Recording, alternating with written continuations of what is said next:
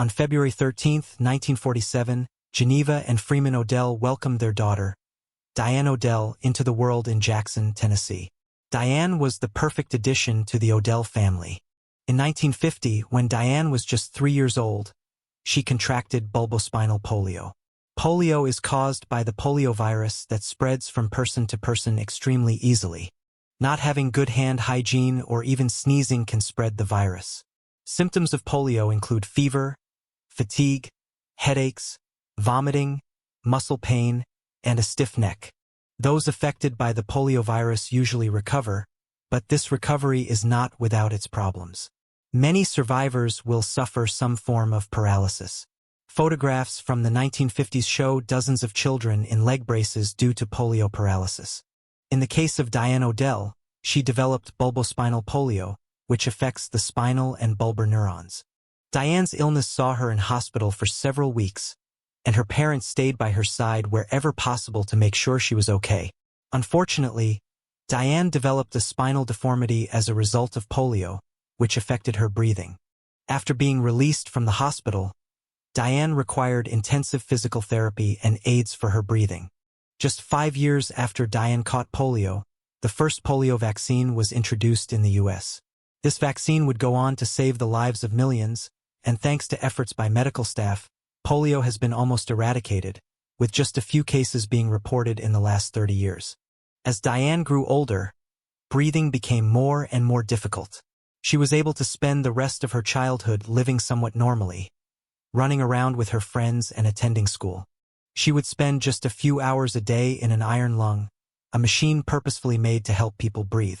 The machine works by creating positive and negative pressure to allow the lungs to contract and expand to stimulate breathing. However, by the 1970s, Dianne's condition had rapidly deteriorated, and she began to spend more and more time in the iron lung. Eventually, Dianne was confined to the 7 feet long and 750 pounds iron lung 24 hours a day, which sat in the living room of her parents' home on 133 Odell Street. Dianne's head was the only part of her body that remained outside of the machine. Her parents, Geneva and Freeman, dedicated their entire lives to taking care of Dianne from this point on. They changed their routines and working patterns to ensure somebody was always home with Dianne. The bed where Dianne lay inside the iron lung could be slid out for her parents to wash, bathe, and change her, although they had to work quickly, as Dianne could not spend extended time outside of the iron lung because she was unable to breathe on her own. Despite her hardships, Dianne was an intelligent and determined young woman. She graduated from high school with her peers and obtained her high school diploma. As her condition worsened, her parents feared she might never live a normal life again. But Dianne Odell was not going to let the 7-foot tube hold her back. When Dianne was a child, she was given just a few years to live, but she defied all the odds and would continue to do so. Dianne was able to finish high school by learning to write with her toes. Her father, Freeman, also hooked up a speaker so she could listen in to her classes. As she lay in bed, Dianne completed college courses and even went on to write a children's book about a shooting star called Blinky.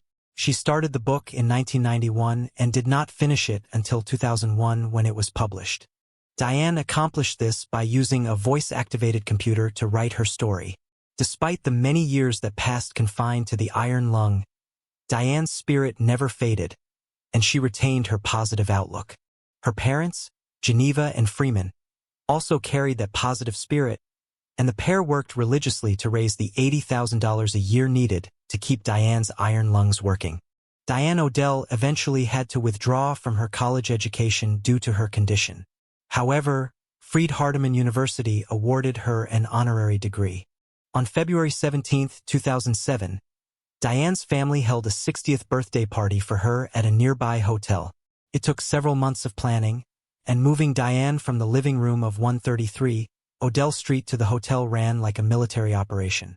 The fact that Dianne had defied the odds and made it to 60 years old was cause for celebration enough. By her 60th birthday, Dianne had suffered a series of mini-strokes, which only exacerbated her condition. On May 28, 2008, an enormous storm swept through Jackson, Tennessee, which caused significant damage and blew trees onto power lines close to the Odell home.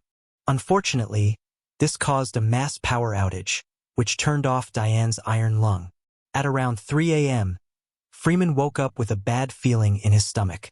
Freeman and Will Bayer, his brother-in-law, ran to the emergency generator that they had fitted in the 1990s and found that it had not kicked in. Dianne's iron lung had been without power for an undetermined amount of time, and they knew time was of the essence.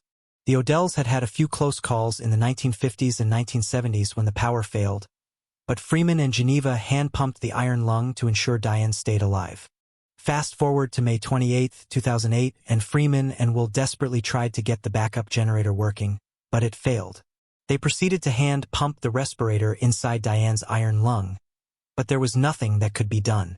Minutes later, Dianne slipped away, dying at the age of 61. She had used the iron lung for over 60 years, spending most of her life confined inside of it. Dianne is believed to be one of the longest users of the iron lung, a device that has all but been made obsolete thanks to vaccination programs. It was estimated in 2008 that only 30 people relied on iron lungs, and Dianne was one of them. Dianne's passing deeply affected her family and the community, which supported the Odell family wherever they could during Dianne's life. During Dianne's life, she raised awareness for polio and the iron lung, and she left behind a long and beautiful legacy.